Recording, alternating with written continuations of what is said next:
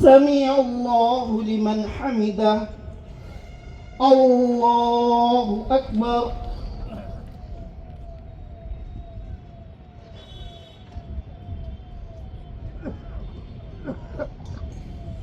الله أكبر الله أكبر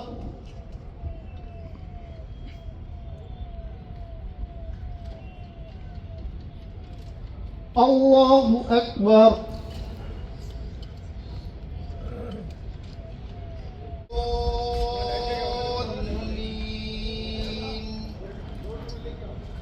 قل يا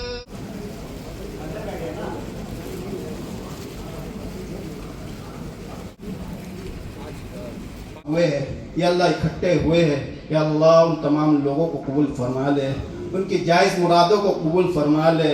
या अल्लाह उनके तमाम सवालों के बावजूद भी हम तेरे नाशुदे हैं, या अल्लाह उससे माफ़ी चाहते हैं। या अल्लाह हमारे गुनाहों को माफ़ फरमा दे, या अल्लाह हमारे तमाम खताओं को माफ़ फरमा दे। या अल्लाह है, या अल्लाह तू रहीम है, बार बार माफ़ फरमाने वाला है।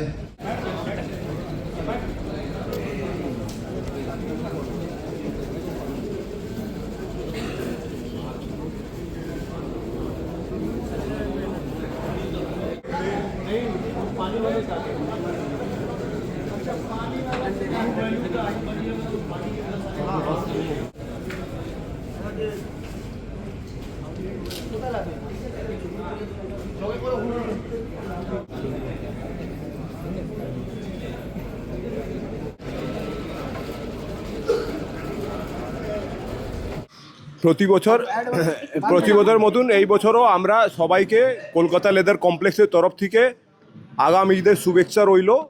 আমরা আশাবাদী যে আমাদের সামনে যে ঈদ আসছে, পরব আসছে, সেই আমরা ঈদটাকে শান্তিপূর্ণভাবে একসঙ্গে মিলেমিশে যেভাবে আমরা প্রতি বছর করি সেইভাবে এই বছরও আমরা ঈদ এইবার করব। তার সঙ্গে রমজান পবিত্র মাসে আজকে আমরা বাংলার মানুষের জন্যে, ভারতের আমাদের লোকেদের জন্যে আমরা উপরওয়ালার কাছে আমাদের দোয়া করেছি যে সবাইকে উপরওয়ালা ভালো রাখুক, সুস্থ রাখুক। আর বেশ করে কলকাতা লেদার কমপ্লেক্সের পরিস্থিতি যেটা আছে, যেটা আমরা সব দেখতে পাচ্ছি যে রাস্তা ফাস্তা সব ভেঙে, এই যে এমএসএমই ডিপার্টমেন্টে বসে আছে রাজেশ পান্ডে বলে যে একজন লোক, সে আর তার অফিসাররা সব ভেঙে ঠেঙে নষ্ট করে চলে গেছে। তার জন্যে আমরা সবই দুঃখিত। বসে আমরা আজকে এখানে প্রার্থনা করেছি যে উপরওয়ালা এই সমস্যাটাকে আমাদের সমাধান করুক। সিএলসি টানার্স অ্যাসোসিয়েশন যবে থেকে হয়েছে তারপর থেকে অলমোস্ট প্রত্যেক বছরই আমরা করি এবং ভালোভাবেই আমরা রোজাদারদেরকে ইফতারের ব্যবস্থা করি। তো এই বিষয়ে যে আছে নতুনভাবে কিছু বলার নেই।